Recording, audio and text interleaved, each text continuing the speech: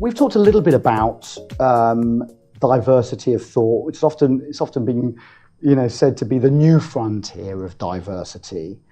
From your point of view, what does it even mean?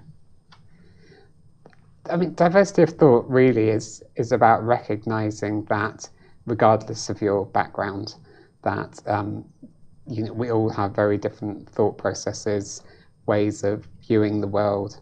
That could be based on your upbringing.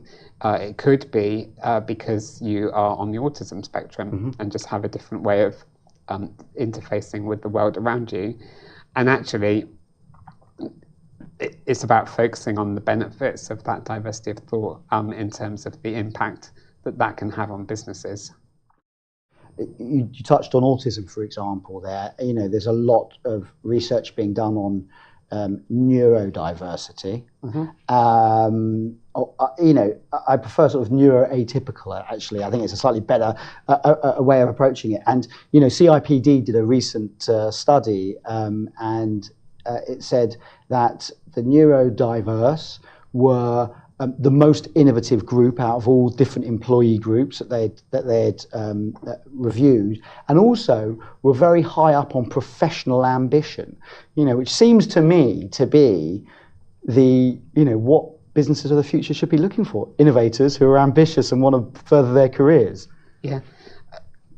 Neurodiversity is an umbrella term, really, that includes the autism spectrum disorder, there are similar terms, so just autism spectrum condition, that kind of thing.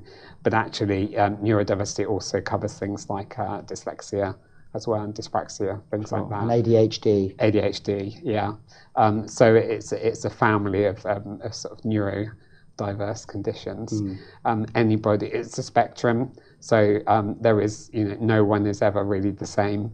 And it's about getting the best out of everybody, regardless of where you fall on the spectrum, or if you're neurotypical, which means that you're not necessarily on the spectrum, but I think everybody is somewhere along along the spectrum. Absolutely, and I think obviously there's a difference between neurodiversity and diversity of thought, but I think it's a good starting point, really, because actually it explains how people think differently. Yeah. I've been reading a little bit about this, and I know we've talked a little bit about this. That there's been a development in neuroscience, so we can really start to understand or maybe classify what thought processes people have.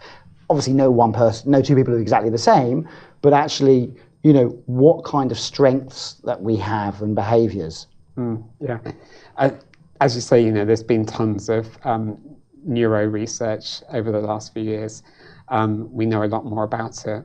But I think it's also about recognizing that everybody has diversity of thought, which can be influenced by your upbringing, situations that you find yourself in, that kind of thing. And I found it's actually a really useful topic to approach managers in business around diversity, because there does seem to be diversity fatigue, where we talk about traditional groups of diversity like ethnicity, gender, disability, LGBT, etc. And in my experience, when talking to managers, it's almost like they gloss over a bit. But when you talk about neurodiversity or diversity of thought, suddenly the penny drops. They understand, actually, I'm actually diverse in the way I think. This applies to me now.